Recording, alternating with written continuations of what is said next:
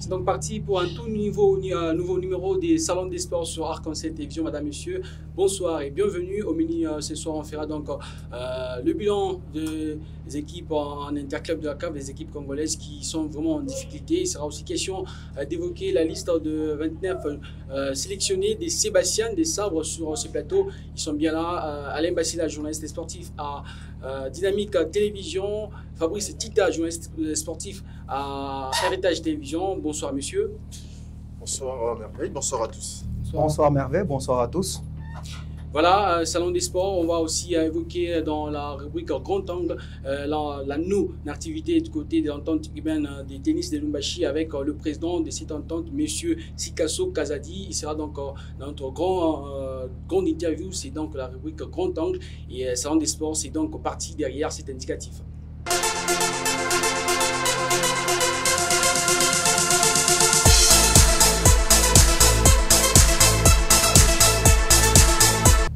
Voilà, nous sommes dans la rubrique réponse directe. Aujourd'hui, ça nous pose la question de savoir, y a-t-il encore de l'espoir pour les équipes congolaises, Alain Bassila?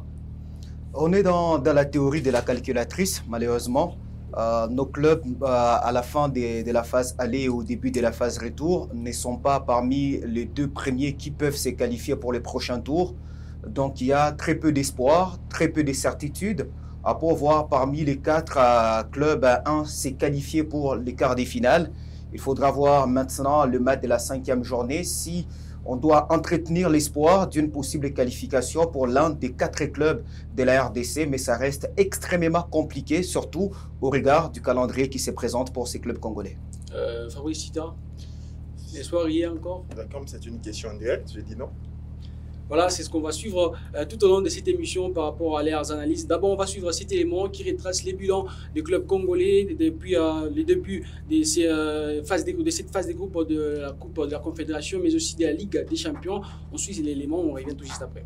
Les journées se suivent et se ressemblent pour les clubs congolais. Les équipes congolaises ont encore vécu le calvaire lors de la 4e journée des phases des groupes des interclubs de la CAF. Défaite par-ci, nulle par-là, aucune victoire des Congolais lors de la 4e journée. Le TP Mazembe s'est enfoncé dans le tumulte en raison de sa défaite devant l'US Monastir à 0 but contre 1. Lupopo a lui bafoué ses chances de rafler 6 points sur Al-Akdar. Les Cheminots n'ont fait mieux qu'un nul d'un but partout. DSMPC pour sa part enterrée avec sa défaite devant River United, un but contre 3. Avec s'est plié devant l'agent sportif Kabylie, un but contre 2. Conséquence, après 4 journées, les représentants congolais dans le Coupe CAF sont dans la perplexité. Ils ne sont pas maîtres de leur propre destin, même si leurs chances de qualification sont encore là à 40% pour les uns et 30% pour les autres. Pourtant, ça sera vraisemblablement difficile. Il faut le miracle pour voir un des clubs congolais jouer les quarts de finale, puisque seule la victoire ne suffira pas. Voilà, non pour Fabrice Tita, il n'y a pas d'espoir encore pour les équipes congolaises. Non, je ne vois même pas une équipe qui peut se qualifier pour le quart des finales. Au vu de leur niveau des jeux, il y a une équipe qui est inconstante, je pense à Vita Club. Il y a une équipe qui tâtonne, je pense au tout-puissant Glover Mazembe. Et il y a une équipe qui apprend, qui est Vita Club. Et une équipe qui est en désordre, qui est dans le club Motema Pembe. Et tous ces éléments-là m'amènent à croire que si les footballs restent football, ces équipes-là ne peuvent pas se qualifier. Au moins que ça soit un miracle, au moins que ça soit... ces équipes-là peuvent gagner et aussi peut-être voir... Parce que pour que le Popo gagne, par exemple, le Popo doit battre Marumo Galante et battre USM. Pourquoi 4 points? Ouais. Mathématiquement, pour se qualifier, la logique veut bien que tu puisses avoir 10 points. Le Popo, ce que vous voyez, cette formation de le Popo, aujourd'hui, battre USM et aller battre Marumo Galante en Afrique du Sud, si vous dites oui, bon, ça dépend. Mais moi, au vu de ce que je vois, du niveau de jeu de Lupopo, je ne vois pas le Popo gagner les 2 prochains matchs. Mais si ça arrive, ça va arriver, on va applaudir. Mais objectivement, je ne vois pas le Popo effectivement gagner les 2 prochains matchs. Et pour ce qui est du tout-puissant Gleba Mazembe, l'équipe a 3 points. L'équipe a 3 points. Mais même au fait, le sort du TP ne dépend pas de Mazembe. Même si Mazembe gagne les 2 prochains matchs, il faut attendre un faux pas des Young Africans. L'équipe n'a pas son avenir entre ses mains. Comment vous voulez croire à cette équipe qu'elle peut forcément se qualifier alors que la formation n'a même pas son sort entre ses mains? Desampé, il ne faut même pas en parler, c'est plus une équipe. Desampé, pour moi, c'est plus une équipe. Desampé, j'ai honte quand je parle de Desampé. J'ai honte, ça me fait mal de voir une équipe qui tourne en rond des années et des années. Desampé, je ne sais même pas. Je suis observateur de football, ça va faire maintenant 7 ans, 8 ans. Okay. À chaque fois qu'on parle de Desampé, c'est la même histoire. Quand je parle de la même histoire, c'est que c'est un président qui est à l'interne, il est combattu par les anciens présidents. C'est un nouveau président qui arrive, il est combattu par les anciens dirigeants avec leur adage Desampé uni, jamais imbattable, alors que cette formation n'est jamais unie. La formation n'est jamais unie. Comment vous voulez vous attendre à une équipe que cette formation vous fasse des résultats, alors qu'il y a quelqu'un qui peut venir derrière Kangalombo et lui dire il faut boycotter les séances d'entraînement, reste à la maison. Il n'y a rien qui va marcher. Quand quelqu'un appelle Reki Toulenge, lui donne l'argent, non, arrête, il faut que tu te trouves un autre club, descends un peu, c'est plus à ta taille. Vous voulez que les résultats arrivent comment? Notre football a un niveau lamentable. Seuls ceux qui nous voient de loin peuvent y croire encore, parce que moi, quand je parle avec le Camerounais, quand je parle avec les Sénégalais, ils me disent là ça va, vous avez le TP, là ça va, vous avez Jean-Florent Ibengue, vous avez eu des joueurs comme Jean Poutou, vous avez tout ça, ils sont ça. Ils ont ça en tête. Mais quand tu entres en profondeur, tu vois notre football, tu vois nos clubs, il n'y a plus rien qui fonctionne. Il n'y a plus rien qui marche. Cela m'amène à dire, il faut qu'on s'arrête. Il faut qu'on s'arrête. Il n'y a pas lieu d'espérer que le football s'est appuyé sur un bouton et pour tout de suite ça marche. Non, le football, ça reste un jeu où vous avez une organisation, vous avez du travail, vous avez du sérieux et vous serez récompensé. Malheureusement, Vita Club, Desampé, Mazembe, Lupopo, aujourd'hui, il y a des choses qui manquent pour que vous soyez récompensé. Mais quand même, chez Lupopo, on a quand même investi beaucoup d'argent pour avoir des joueurs, je vais dire, compatible par rapport aux ambitions. Il n'y a pas d'entraîneur. Et bon, c'est le problème d'entraîneur. Il n'y a pas d'entraîneur. Voici avec Alain Bassila, vous avez dit il y a quand même de l'espoir pour les équipes congolaises. Comment vous justifiez votre réponse? Je parlais de très peu d'espoir et non d'espoir, puisque si on doit rester en des termes mathématiques, il n'y a aucun espoir. Et dans l'objectivité, ça existe. Mais en termes de football, pour le respect du jeu, on ne peut pas se déclarer vaincu alors que la compétition n'a pas encore pris fin. C'est vrai, le calendrier qui se présente au devant de nos clubs est assez démentiel et compliqué pour les voir se qualifier pour les prochains tours. Lupopo, qui a le minime espoir de se qualifier, son calendrier est assez rude. On ne sait pas si Lupopo saura élever son niveau face à une équipe de l'USMA Alger qui continue de jouer son championnat local. Hier, ils ont passé un 3-0 au dernier du championnat. Ils sont déjà dans les automatismes. Ils ont corrigé les erreurs constatées lors du match contre Marumo Galante, alors que Lupopo ne se contente que des séances d'entraînement pour gommer ses erreurs. Donc, c'est une équation qui me pousse à dire que ça va être compliqué. Et même dans la logique du football, si Lupopo parvenait à gagner l'USM, il y a très peu d'espoir, puisque rien n'est encore fini. En Afrique du Sud, Lupopo peut aller créer l'exploit face à Marumo Galante, surtout que Marumo peut se qualifier à partir de la 5e journée face au bon dernier, les maillons faibles du groupe, qui s'appelle Al-Aqdar. Donc on sera dans une dimension où Lupopo a la recherche d'un exploit en Afrique du Sud face à un club qui aura déjà la certitude de terminer premier de son groupe et déjà qualifié. Alors que pour le tout-puissant Mazembe, c'est complètement fini. Je ne sais pas si on doit parler de l'espoir ou de l'avenir. Mais compter sur un faux pas de Young African. Young African comptait sur son faux pas au National Benjamin Kappa Stadium. Vous vous rappelez un dernier match que Young Africans a perdu dans ces stades? En tout cas, il faut remonter les temps. En Afrique, pour voir une défaite des Young Africans, principalement d'un club tanzanien. Et là, c'est une structuration exceptionnelle. À Simba, tout comme à Young Africans, il y a un développement certain. Si on promet de l'argent, on donne de l'argent. Et la structure est devenue plus organisée et que les résultats suivent. La Tanzanie est devenue un véritable Eldorado pour les joueurs congolais. Ils sont bien nantis de ce côté-là. Ils sont bien encadrés en arrivant en Tanzanie. Et à compter sur un faux pas des Young Africans, c'est comme une histoire arrivée debout pendant la nuit. Donc c'est compliqué pour l'équipe du tout-puissant Mazembe, surtout qu'on n'a pas la certitude que Mazembe pourra même négocier un match nul contre Real Bamako. Donc, c'est complètement fini pour l'équipe du tout-puissant Mazembe. Face à Young Africans, les derniers matchs ici à Lubumbashi, ça sera peut-être pour les spectacles, voir certains fanatiques des V-Club aller applaudir certains de ces anciens joueurs à Kamalondo et d'autres pour une salle de musculation, d'entraînement, afin de se présenter au mieux dans la sélection de la RDC. Mais pour les clubs de Kinshasa,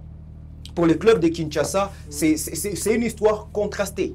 C'est une histoire contrastée. V-Club qui avait la possibilité de maintenir son niveau de compétition avec le match a commencé à domicile, puisque commencer face au Wydad Athletic de Casablanca, ça allait déjà un mauvais départ, surtout que ça devrait se dérouler au stade du Mohamed V de Casablanca. Malheureusement, le match a été reporté. Ils ont commencé par les équipes plus abordables. Malheureusement, ils se sont grillés face au Petro Atlético et ils se sont rattrapés face à la jeunesse sportive Kabylie. Mais le niveau est assez bas. On ne restait pas dans la régularité des compétitions, dans la régularité des performances. Et c'est la conséquence logique de ce que V-Club vit en ce moment et se retrouve devant un obstacle incommensurable face au Wydad Athletic de Casablanca pour tenter d'espérer une qualification au prochain tour, ce qui s'annonce extrêmement difficile. Pour Desampé, les mots de Fabrice Chita sont assez justes. Il n'y a pas de club, c'est une épave. Les derniers clubs ont été mappés, mais au-delà des guéguerres en interne, il y a également un comportement au-delà de l'amateurisme. Lorsque le président du club, des joueurs sont sous contrat, il les renvoie. Mais nous sommes où finalement? Les dirigeants des clubs qui ne maîtrisent pas la notion du contrat des joueurs, qui les renvoient. On ne renvoie jamais des joueurs, puisqu'il y a les contrats qui les lient. Et Desampé connaît les difficultés mais vous avez parlé du très peu espoir qu'on peut avoir par rapport aux équipes congolaises de se qualifier encore des finales. Sur quelle équipe doit-on compter? Je vais vous surprendre, les très peu d'espoir concernent Lupopo. Okay. Les très peu d'espoir concernent rien que Lupopo. Les autres ici, on ne doit pas penser à une possible qualification. Ok. Lupopo, c'est bon. Lupopo, très peu d'espoir, pas espoir. Donc un demi-espoir pour l'équipe du football club Saint-Éloi Lupopo. Après, Fabrice va évoquer la situation telle que Lupopo n'a pas d'entraîneur, même si on a eu un investissement à la hauteur des ambitions que Lupopo s'est assigné. C'est compliqué, c'est compliqué. Vous investissez dans le foot, c'est avec un projet. Mais à Lupopo, il n'y a aucun projet. On y va à l'emporte-pièce, on espère à un miracle pour voir les résultats à venir. Et moi, j'ai parlé souvent de la démesure dans les ambitions de l'équipe du football club Saint-Éloi Lupopo. Vous faites plus de 10 ans, vous ne jouez pas les compétitions interclubs et vous vous présentez déjà dans cette compétition avec l'objectif de gagner. Par quel miracle?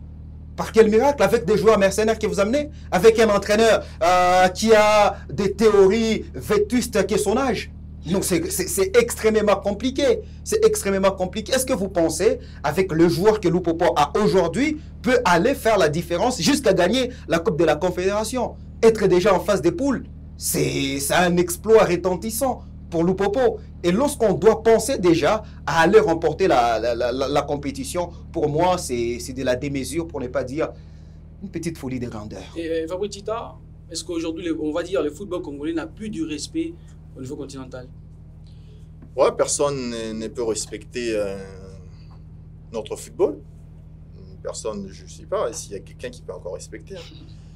Tu vois ce qui s'est passé au CHAN, tu vois ce qui se passe en équipe nationale, tu vois les éliminations lors du mondial, tu vois Mazembe qui peut se faire battre en aller comme retour, Mazembe qui enchaîne 3 défaites, Vita Club qui peut être battu comme un petit enfant, et que Desampé peut jouer 4 matchs, marquer ne serait-ce qu'un seul but.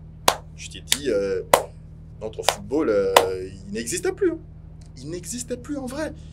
Et moi, je voudrais qu'on commence à y aller, je crois bien, club par club, pour qu'on se comprenne. Parce que chaque club a ses problèmes, a ses propres problèmes.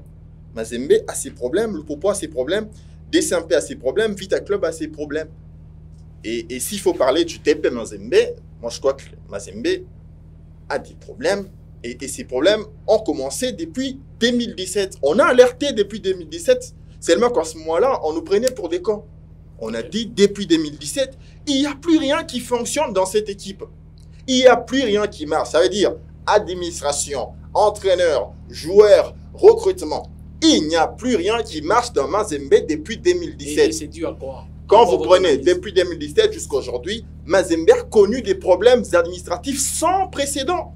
On va se souvenir des dossiers Zauma Toutala, on va se souvenir des dossiers Ngimbi, on va se souvenir des trophées. Il y a beaucoup de problèmes sur les plans administratifs. Mais c'est parce que c'est les TP. Et quand tu en parles, on te dit non, Mazembe à l'humilité, tu ne vas pas toucher. Il y a 5 Ligues de Champions, il y a l'équipe historique. Non, il n'y a plus rien qui fonctionne. Et quand il faut parler maintenant de joueurs, s'il vous plaît, ben, merveille, regardez les joueurs qui sont chez le TP. Une équipe peut remporter la Coupe de la Confédération sans gardien. Oh, mais sont sérieux? Comment tu vas remporter un trophée alors que tu n'as pas de gardien? Regardez Monastir. Monastir, si aujourd'hui est premier dans son groupe, en grande partie, c'est grâce à son gardien. Oui. Il a fait des arrêts. Surtout à Kamalondo, face à Mazembe, on a vu... il a fait des arrêts monumentaux à Kamalondo. Et même à Tunis. Toutes les frappes d'Alex Monga, les frappes d'Nkizumbi, les frappes d'Ngimbi, parce qu'il y avait un grand gardien. Mais chez le TP, il n'y a pas de gardien. Sadi Badjo n'est pas un gardien. Chaibou, c'est pas un gardien. L'autre là, l'Inde, Narcisse, les Camerounais, ouais. J'apprends que ça va. Il y avait 2 ans qui n'avait pas de club. Mais prends un gardien, 2 ans qui n'avait pas de club. Vous le prenez et avec lui, vous voulez remporter un trophée. Quand tu prends la défense, il y a 2 joueurs vieillissants dans la défense. Issa Mampeko, j'ai du respect pour ce joueur. Il a tout donné pour Mazembe, pour l'équipe nationale, à Primo Senior. Mais aujourd'hui, il est incapable de faire les dépassements des fonctions. Il est incapable de s'adapter au football moderne où ça va à vive allure, où il y a une intensité foudroyante. Tu as besoin d'un latéral moderne. Je suis désolé, pour moi, Issa Mampeko, c'est du vieux jeu. C'est du vieux jeu. Regardez dans la défense centrale. Regarde la défense centrale. Kabaso Tchongo, c'est plus le même joueur. Kevin Mondeko, depuis la blessure, c'est plus le même joueur. Luzolocita, il ne sait pas faire des montées. Il ne sait pas faire des centres limpides. Les milieux de terrain, là, c'est la morgue. C'est la morgue parce que... Mais il y a quand même Kofi Kwame. Il fait quoi? Il fait quoi dans tous les matchs? Prends les matchs face à Real Bamako, prends les matchs face à Monastir, aller comme retour, prends les matchs face à Young Africans. C'est des erreurs du milieu de terrain où on récupère des ballons, 3-4 passes, on se retrouve à se faire des réparations du tout-puissant Mazembe. Parce qu'il y a un Kofi Kwame qui dort. Parce qu'il y a Zemanga Sosé. Sur 20 ballons touchés, il y a 18 ballons touchés portés vers l'arrière et 2 ballons portés vers l'avant. Mais quel milieu de terrain va jouer comme ça? Ou quand tu as des ballons, soit tu redonnes à celui qui te donne, soit tu redonnes à Kabaso Tchongo.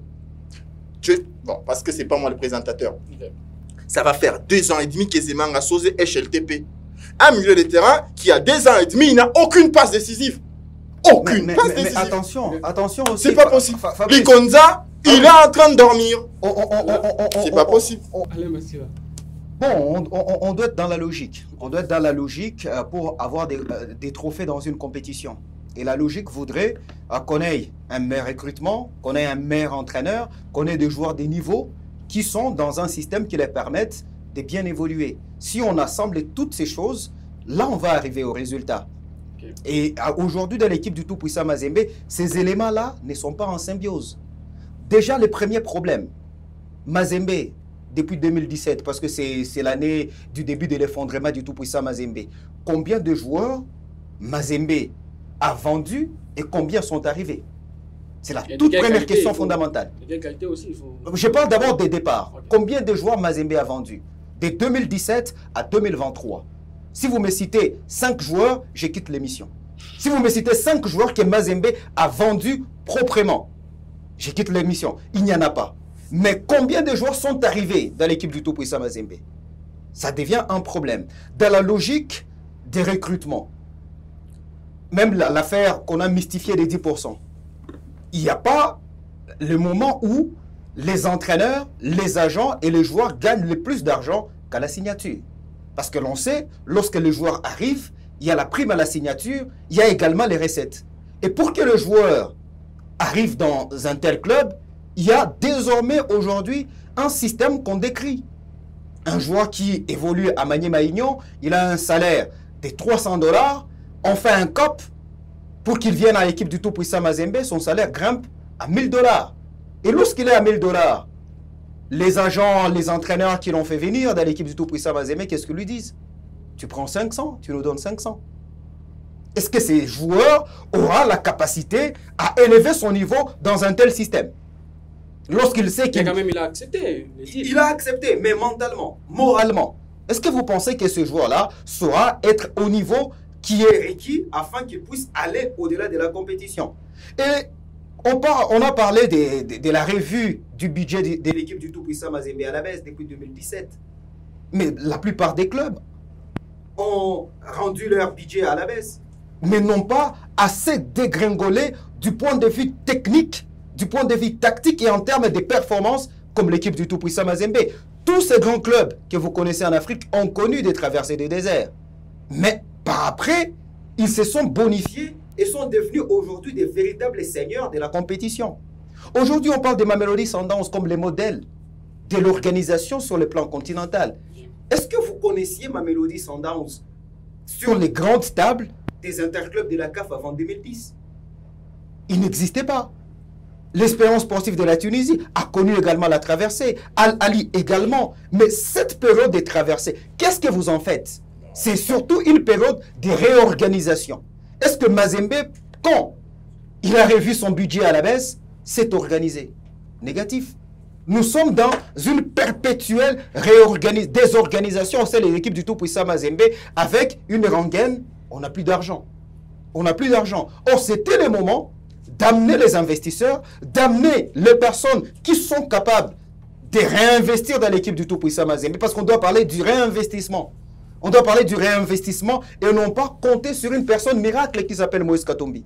À partir du moment où l'équipe du TP Mazembe comptera absolument sur Moïse Katumbi, on restera dans ses caprices. Parce qu'il fera des caprices politiques, il fera également des caprices sportifs. Et il ne saura pas développer tout cela au-delà de sa casquette de commerçant.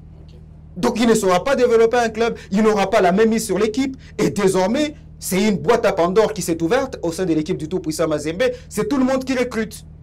Et on pense que c'est tout à fait normal. On a banalisé une monstruosité en termes d'organisation du football et ça devient compliqué en termes de résultats. Vous avez des joueurs qui sont très mal recrutés. Vous avez un entraîneur également qui n'a pas un projet de jeu. Parce que Mazembe devrait avoir un entraîneur avec un projet de jeu. Du début jusqu'à la fin. Or, Pamphile Miayo ne l'a jamais eu. Quel que soit pour sa première ou sa deuxième à l'équipe du Tout-Puissant Mazembe. Mais il n'y a aucun projet de jeu. Il n'y a aucun projet de jeu. Et la formation, la pépinière des Mazembe devrait aider en cela. Mais dans la formation des joueurs qui viennent de la KFA, c'est quel type de formation qu'on leur donne? Parce que dans la formation, il y a la formation dans la formation, assurée par les formateurs. Et les formateurs ne sont pas des entraîneurs. Mais aujourd'hui, dans nos centres de formation, nous avons plus des entraîneurs que des formateurs. Et ces formateurs forment des joueurs sans connaissance logique d'un système de jeu. Ils sont formés seulement au bénéfice de leur talent. Et lorsqu'ils arrivent dans une équipe, ils sont en incapacité d'adaptation au système de jeu. Ils ne savent plus contrôler les ballons. Ils ne savent plus se positionner sur les terrains de jeu. Et conséquence, nous voyons comment les Tunisiens nous prennent au dépourvu. Aujourd'hui, quel club au Congo est capable d'assurer la transition rapide? Il n'y en a pas. Il n'y en a pas. Nous évoluons de la même façon, nous procédons de la même façon, nous marquons des buts de la même façon et nous encaissons des buts de la même façon. La plus grande faiblesse des clubs congolais, c'est la ressortie des balles. Combien de clubs savent ressortir les ballons? Ils n'ont pas d'entraîneur. C'est tout à fait logique. Ces clubs n'ont pas d'entraîneur. Et par là, vous avez évoqué, parce qu'on ne va pas s'éterniser seulement sur les TP Mazembe, il y a aussi l'FC Saint-Paul Popo qui a quand même recruté, mais vous avez dit qu'il n'y a pas d'entraîneur. Le Popo joue sans entraîneur. Et ça, moi, je suis prêt à faire les débats, même avec Magasuba, pour lui dire à quel point il n'est pas un entraîneur. Loin de moi, méconnaître l'image, les noms qu'a fait Mohamed Magasuba du côté du Mali. Mais jusqu'à avec le Popo, il ne nous propose pas grand-chose. Le Popo n'a battu que l'équipe la plus faible du groupe, qui est Al-Akdar. L'équipe que tout le monde va battre. Vous allez vous rendre compte qu'à la fin, vous allez voir, lors de la dernière journée, USM va battre Al-Akdar, Marumo Galan va battre Al-Akdar, et le Popo va battre Al-Akdar. Mais quand tu es un entraîneur et tu prétends que tu es un grand entraîneur, dans des grands rendez-vous, tu es absent. Non. Quand tu es un grand entraîneur, c'est dans des grands rendez-vous et qu'il faut être présent. Le Mourinho, le Guardiola, le Klopp, si on les reconnaît, C'est un des grands matchs. Quand on parle d'Ancelotti, c'est quand il est face à Liverpool, il claque 5 contre 2, on dit, ah là, lui c'est un génie, lui c'est un grand entraîneur. Quand on te parle des clubs, c'est quand il bat les FC Barcelone. On dit, lui c'est un grand entraîneur. Mais quand tu bats une équipe que tout le monde peut battre, ça veut dire qu'il n'y a pas ta part. Il n'y a pas ton apport. Et même quand tu regardes la manière dont Lupopo est en train de jouer, c'est du vrai bricolage. Parce que sur le plan tactique, il n'y a rien qui me parle. Sur le plan tactique, il n'y a aucun but. Je dis là, c'est la construction d'un travail tactique. Est-ce qu'il existe encore des buts construits en RDC? C'est ça le problème. Ouais, c'est là que je vous dis, le Popo évolue sans entraîneur. C'est des joueurs, Bayano a les ballons, il sort Bola Lobota fait ce qu'il sait faire, il marque un but. On donne à Patou Kabangou et il fait du Kabangou tout ce qu'il a toujours fait. Il le fait, il donne la passe à Orso Mwaku marque un but. Mais alors que quand il y a un entraîneur, il faut qu'il y ait des choses tactiquement que vous voyez dans la façon de défendre, dans la façon d'attaquer, dans la façon de contre-attaquer, dans l'occupation du terrain. Il faut qu'il y ait des choses tactiquement qui nous parlent. Mais malheureusement, avec le Popo, on ne le voit pas. Et c'est là que moi, je suis allé un peu loin pour dire tout ça pour ça. Ça veut dire on te donne tout ce que tu voulais. Voilà. Ça veut dire que on te donne tous les stages que tu voulais. Ça veut dire que dans cette équipe-là, il y a les salaires de joueurs, je crois bien, c'est les salaires des joueurs les mieux payés du pays pour l'instant, sont chez le Popo. L'entraîneur le mieux payé au pays est chez le Popo. L'équipe qui a plus de moyens aujourd'hui chez le Popo, et que cette formation-là nous produit ce qu'elle est en train de nous produire là, te faire éliminer en phase des groupes, ouais, ça peut arriver. Moi, je ne m'attendais pas à que le Popo aille remporter le trophée, non. Mais comment le Popo est en train de se faire éliminer? Comment le Popo s'est comporté face à USM Alger? Comment le Popo s'est comporté face à Maroumo Galante? Mais c'est quand même la seule équipe de RDC qui a 4 points après 4 journées. Et surtout, le Popo est dans un groupe, on va dire, un peu... et donc, nous, on commence à se contenter des 4 points. Donc, le Popo, Mohamed Magasouba, on l'a fait venir chez le Popo pour se dire on a 4 points. Non. Tout ça parce que on est tellement faible à tel point qu'on peut se contenter d'un 4. Ouais, mais un 4 sur 10, c'est pas une réussite. C'est un échec. Quand tu as 4, il ne faut pas regarder chez les voisins. Lui, il a 2, moi j'ai 4, je dois fêter. Non. Que les voisins aient 1, que les voisins aient 0, tous, vous êtes dans l'échec. Le Popo peut se fêter si le Popo est qualifié en quart de finale. Les autres sont en train de tomber. Seulement que par les passés, les seuls clubs qui nous avaient déjà habitués à aller un peu plus loin, mais c'était même ça le problème. C'était Mazembe. On avait tous ces problèmes depuis la nuit des temps. Mais on avait un Mazembe en quart de finale de la Ligue des Champions, on se dit ça va. On avait un Mazembe en finale de la Coupe de la Confédération, on dit ça va. On avait un... Depuis toutes ces années, DSMP, c'était toujours des allers-retours. Maniema Union, c'était toujours des allers-retours. Vita Club, il ne faut même pas en parler. La dernière, 2018, c'est la dernière fois, et 2014 qui sont allés le plus loin possible. Toutes ces fois, c'est des allers et des retours. Il n'y avait que Mazembe qui pouvait être demi-finaliste, quart-finaliste ou finaliste. Et on oubliait nos vrais problèmes. Mais maintenant qu'aujourd'hui, Mazembe est tellement en baisse, est tellement en régression, et maintenant on commence à se rendre compte. Et voilà, donc c'est ça notre niveau. Hein. Donc ça ne va pas. Voilà, on va continuer avec cette émission des Salons des Sports. Maintenant, on va évoquer la situation par rapport à la liste de 29 joueurs sélectionnés par Sébastien Desabre pour la double confrontation face à la Mauritanie. Ce sera pour le match comptant pour les éliminatoires de la Coupe d'Afrique des Nations Côte d'Ivoire 2024. On va suivre d'abord cet élément et on revient tout de suite après pour en parler. Les sélectionnés de l'OPAR A, Sébastien Desabre a rendu public sa liste définitive ce mercredi 8 mars. Cette liste reprend 29 joueurs. Desabre apporte du sang neuf dans la tanière de l'OPAR. Auteur des performances abouties avec les Young Africans, Fiston Kalala Maele fait partie des nouvelles figures. Mais également William Balikwisha des Standards de Liège, Silas Katompa des Stuttgart, ainsi que Diedon Kaloulou et Joris Kayembe. La plupart des habitués sont bien là, à l'instar des Chancel Mbemba et Joël Kasumboa. En feu avec son club de l'Olympiakos, Cédric Bakambou y est aussi présent. Ainsi, ça sent un comeback en sélection pour Bakagol. Cette liste est faite en prévision de la double confrontation face à la Mauritanie, comptant pour la 3e et 4e journée des éliminatoires de la Coupe d'Afrique des Nations Côte d'Ivoire 2024. Ces deux rencontres se joueront en ces mois de mars. Voilà, nous sommes de retour, on va parler RDC. Maintenant, Fabrice Tita, je commence toujours avec vous. Comment vous avez appréhendé cette liste de 29? On quitte de 40 à 29.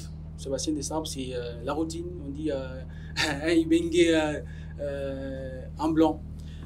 Ah, mais moi, j'ai pas souvent l'habitude de critiquer les listes. Hein. En vrai, personnellement, je me suis déjà interdit. Bon, je dis pas que les autres ne doivent pas le faire. Moi, personnellement, je ne peux pas critiquer les listes. Pourquoi? Parce que je sais qu'on n'a pas tous les mêmes sensations, on n'a pas les mêmes feelings dans le football. C'est-à-dire que moi, je peux préférer Cédric Bakambu, toi, tu peux préférer Jackson Mouleka, lui peut préférer Ben Malango, tel autre peut préférer Fiston Mayele. C'est-à-dire déjà, à ce moment-là, il n'y a aucune objectivité dans ça. Tu ne peux pas être objectif avec une liste. Personne ne peut être objectif parce que ça dépend de mes sensations. Moi, je suis sélectionneur, je me dis, pour battre la Mauritanie, je vais faire avec Cédric Bakambu. C'est moi, les sélectionneurs, je me décide de le faire. Mais alors, comment Fabrice, si tu as quelque part, on va prétendre dire non, il ne faut pas prendre Bakambu et prendre Fiston Mayele. Non, c'est moi le sélectionneur. Je décide de faire ce que je veux de mon équipe. C'est après les matchs que tu vas maintenant me taper. C'est après le match maintenant que tu vas me critiquer pour dire au lieu de titulariser Bakambu, tu aurais dû prendre Fiston Mayele qui est en farm avec Young Africa en Tanzanie. Au lieu de titulariser, je ne sais pas moi, au milieu des terrains, William Balikwisha, tu aurais dû titulariser, je ne sais pas moi, Théo Bongonda. C'est après le match, mais avant, moi, je ne suis pas trop sévère envers les listes. Mais moi, ce que j'ai toujours demandé, c'est ce qui nous a toujours fait mal depuis la nuit des temps, c'est que nous, on repose sur les normes. On a du mal juste à avoir une équipe. On a du mal à constituer une équipe pour gagner. Et quand je parle de la constitution d'une équipe, c'est des gens qui vont être complémentaires. Une défense complémentaire, un milieu de terrain complémentaire et une attaque complémentaire. Mais si tu crois encore, et si on continue à réfléchir jusqu'à maintenant, nous Congolais, que parce qu'on a Cédric Bakambu qui marque des buts, parce qu'on a Chancel Mbemba aujourd'hui, c'est les meilleurs joueurs congolais, parce qu'on a Fiston Mayele qui marque des buts, parce qu'on a Balikwisha qui monte en puissance, parce que, je sais pas moi, on a Mkoko Amale qui est capitaine de DIFA, parce qu'on a ceci, là, on va tout de suite remporter des trophées. Non! Et depuis, je crois bien, hein, la nuit des temps, si on échoue, c'est toujours à cause de ça. Et même Jean-Florin Bengué, il avait toujours du mal à constituer une équipe. Parce que les gens voyaient les noms. Ah non, tu as Boulassi, et tu as celui-là. Non! Il faut avoir une équipe pour gagner. Il faut avoir... Trouve les complémentarités dans ta sélection. Ça veut dire que tu peux même faire avec des gens qui n'ont pas des grands noms, mais qui vont te permettre d'aller loin. Cette complémentarité, il faut le temps. Il faut que l'équipe soit en osmose. Non, en équipe nationale, on ne te donne pas le temps. En équipe nationale, on ne peut pas... Non, d'ailleurs, tu ne vis pas avec les joueurs au quotidien. Les joueurs se réunissent 2 semaines avant le match. Après les 2 semaines, séparation. C'est comme ça. Et les sélectionneurs, ils savent qu'ils n'ont pas tous les temps du monde. Mais ça ne veut pas dire que tu ne vas pas voir le Mali y faire 20 passes. Ça ne veut pas dire que tu ne vas pas voir le Sénégal marquer un but avec 12 passes derrière. Ça ne veut pas dire que tu ne vas pas voir la Tunisie avoir un bloc défensif face, je ne sais pas, à n'importe quelle équipe. Ça ne veut pas dire que le Maroc peut trembler face à l'Espagne. Tu as des choses tactiquement qui t'ont parlé marocain. Parce que tu te dis, il y a un entraîneur qui a bossé. Parce qu'il y a un entraîneur qui a réussi à trouver les complémentarités des différents joueurs et aller même loin, parfois même faire sans Ziyech. Mais pour l'intérêt du groupe, je préfère le faire. Mais nous, on est toujours dans, on a celui-là, on a celui-là, on a celui-là. D'office, on doit battre la Mauritanie. Alors que la Mauritanie réfléchit sur vos points forts et sur vos points faibles. La Mauritanie, c'est que la RDC va venir éparpiller. Et comment on va battre une équipe éparpillée? C'est comme ça que les Soudanais nous ont battus. C'est comme ça que les Gabonais nous ont battus. Est-ce qu'ils ont des joueurs qui jouent le haut niveau? Non. Mais parce qu'en vrai, en revanche, ils ont une équipe. Nous, on a des individus. On croit que parce qu'on a des individus, on doit gagner. Le football aujourd'hui, c'est un football de collectif et seules les équipes gagnent. Les individualistes ne gagnent plus. À l'image de Cristiano Ronaldo, il ne gagne presque plus. Messi ne gagne presque plus pour ceux qui croyaient aux individualistes. La sélection, je n'ai jamais été d'accord qu'on dise qu'en sélection, on n'a pas besoin des temps. On a réellement besoin des temps. Parce qu'on n'entraîne pas un club comme on entraîne une sélection. Il y a des entraînements spécifiques pour la sélection qui ne sont pas faits en club. Okay. Et tout cela, ça doit se déterminer avec une politique sportive à la base. Ce qu'on n'a pas en RDC. Le Marocain, les Maliens, les Tunisiens, le Sénégalais, aujourd'hui parviennent à nous battre puisqu'il y a une certaine logique dans la manière de faire. Ils savent dès la nuit des temps, qu'ils jouent bloc bas, qu'ils jouent avec des passes courtes, et puis ils procèdent rapidement. En RDC, on joue comment? C'est la toute grande interrogation que nous nous posons. C'est pour cela, lorsqu'il y a toutes ces individualités, tous ces noms qu'on nous cite à longueur des journées, lorsqu'ils arrivent à l'équipe nationale, ils ont du mal à constituer une ossature véritablement complémentaire pour aller chercher des victoires. Aujourd'hui, c'est la logique du football. C'est la logique du football. Lorsque vous ne parlez pas le même langage en termes de football, particulièrement en sélection, les résultats ne vont pas venir. Les résultats ne vont pas venir. Et dans la mise en contexte maintenant de cette liste de Sébastien Desabre, dans quelle situation nous nous retrouvons? Nous sommes pieds au mur. Nous avons 0 point en 2 sorties. Il nous faut gagner cette double opposition contre la Mauritanie pour nous relancer dans cette campagne des éliminatoires. Mais cette sélection de la RDC, dans quelle situation elle se retrouve du point de vue de l'environnement? C'est un environnement pourri, de la tête jusqu'au sabot. De la tête jusqu'au sabot. Il y a l'histoire des joueurs clanisés avec Marcel Tisserand, Cédric Bakambu et les joueurs locaux. Il y a les guéguerres entre les ministères des Sports et la fédération. Il y a les guéguerres entre communautés, entre fédération et fédération, autour du choix du stade qui devrait abriter les matchs de la 3e journée, Diapoma pour les secrétaires de la fédération, et puis le vice-président, lui, dit que ça va se jouer à Kamalondo, les sélectionneurs qui contredit les membres de la fédération. Donc c'est un contexte déjà d'opposition des vues. C'est déjà un contexte d'opposition des vues. Un sélectionneur qui n'a pas encore plus de 2 matchs avec la sélection, mais qui ont déjà en contradiction avec ses employeurs, même s'il est payé par le gouvernement. Donc c'est déjà un indicateur négatif de cette équipe de la RDC. Et tout ce que nous vivons aujourd'hui, c'est du statu quo. C'est ce qu'on a vécu avec Hector Cooper, mais Hector Cooper, c'était déjà, je peux dire, quelqu'un qui était dans la ménopause des entraîneurs.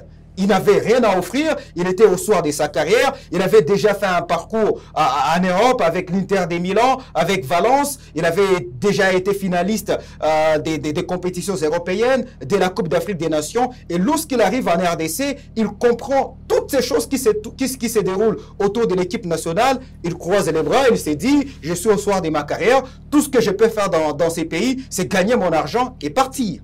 Okay. Et je vous révèle que Hector Cooper et Sébastien Desabre ont un même agent.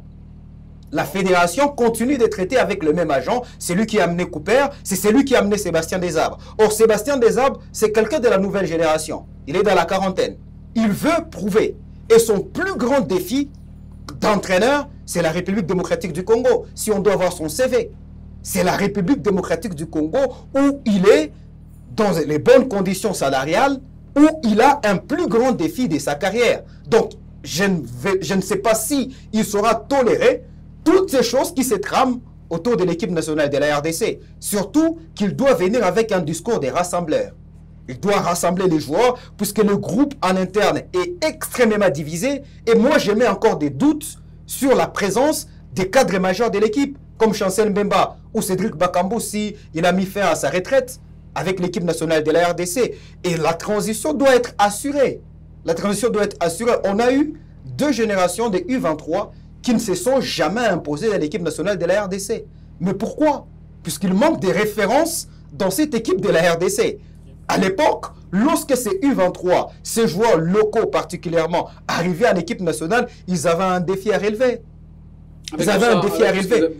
Vous venez de présenter, est-ce qu'il y a encore de la chance? Va la RDC battre la Mauritanie par 2 fois et espérer se relever dans ces groupes-là? Non, on ne doit plus commencer à parler de la chance dans ces pays, on doit parler du travail. On doit cesser d'être toujours dans la chance, dans les espoirs, dans les certitudes. Non, le fruit de toutes ces choses, c'est le travail. Et le travail a ses exigences pour réussir.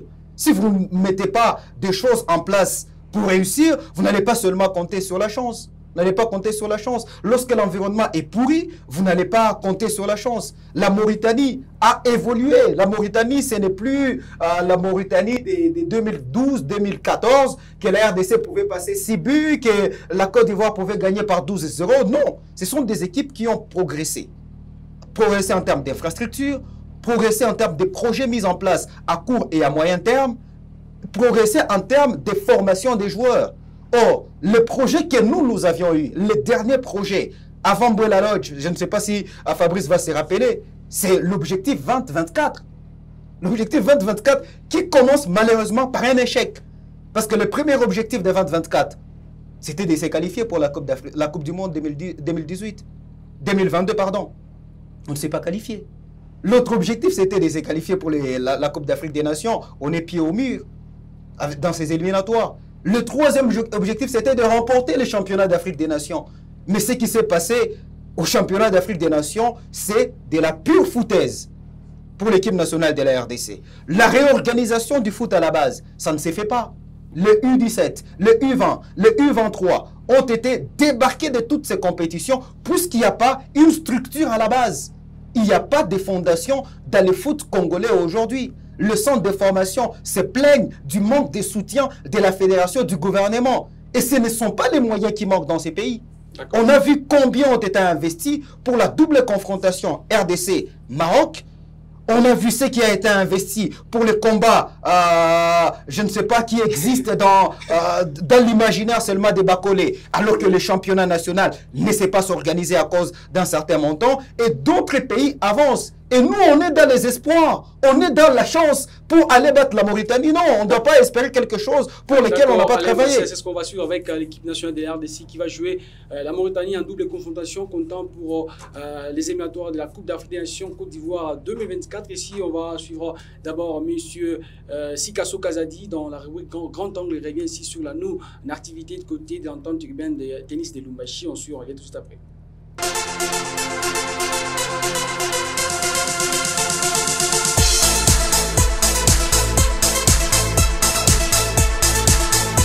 Bon, pour le moment, je dirais que l'entente de tennis est en cours. Nous avons rencontré des difficultés d'ordre organisationnel parce qu'un comité se compose de plusieurs membres, pas tout simplement de son président. Il y a eu des désaccords avec les membres du comité et nous sommes en train de voir comment pouvoir nous relancer une fois de plus. Mais nous sommes en retard quand même vis-à-vis de lui-même. Nous avons connu une année presque d'inactivité. Nous y pensons que nous devons pouvoir nous remettre pour que les championnats puissent avoir lieu d'ici peut-être un an. Je dis que c'est une organisation interne, parce que nous avons un comité qui est composé de 13 membres. Mais au moment où vous organisez des réunions, il n'y a que 3 ou 4 membres qui répondent. Ce qui fait que même le quorum n'est pas atteint pour prendre certaines décisions. Donc, le linge sale, c'est là qu'en famille on le dit souvent. Et nous sommes en train d'essayer de remédier pour que cette situation n'arrive pas encore une fois de plus. Je pense que la Ligue aussi a son rôle à jouer. Une fois que la Ligue, d'abord, c'est notre hiérarchie. Une fois que nous sommes bien organisés, nous organisons un championnat qui arrive à terme et nous présentons les champions. C'est dans ce moment-là que la Ligue doit prendre le relais. Mais au moment où nous avons des problèmes au niveau de l'entente, la Ligue est en train de surveiller qu'est-ce qui se passe et se demande aussi comment ça ne marche pas comme ça devrait marcher. Donc nous devons d'abord résoudre quelques problèmes internes vis-à-vis de l'entente pour pouvoir être vraiment dans une bonne position devant la Ligue. Et j'ai eu l'occasion d'avoir quelques discussions avec des dirigeants de certains clubs. Bon, à Lubumbashi, il n'y en a pas beaucoup, il n'y a que 7 ou 8 clubs. Il y a Puis Académie, Ouamboulou, il y a SNCC, il y a Kilima, il y a l'ETP Mazembe, Malaïka. Je pense que la volonté est là, mais c'est nous qui traînons les pas parce qu'on ne peut pas quand même nous voiler la face. Le fait que nous n'arrivons pas d'abord à nous mettre d'accord pour pouvoir organiser le championnat de l'entente urbaine de tennis à Lubumbashi, c'est ce qui nous cause pas mal de tort vis-à-vis de ces clubs qui ont vraiment la volonté de participer. Et nous allons bien les souligner que nous avons eu à organiser plus de 300 matchs la dernière fois pendant notre championnat de l'entente urbaine de tennis de Lubumbashi. Donc la volonté est là, mais il faudrait vraiment nous mettre d'accord pour un nouveau départ. Voilà, nous sommes à la fin de ces salons des sports de ce soir. Merci à vous, Fabrice Chita, pour la participation. Merci de cette invitation. Ça a été un plaisir. Merci à vous, Alain Bassila. Merci, c'était houleux. Voilà, on va se retrouver encore le mardi prochain pour un autre numéro des salons des sports. Mais en attendant, vous pouvez suivre cette émission à volonté sur notre chaîne YouTube Arc-en-Ciel RTV. D'ici, jusqu'à ce qu'on se retrouve, paix amour sur vous. À très vite.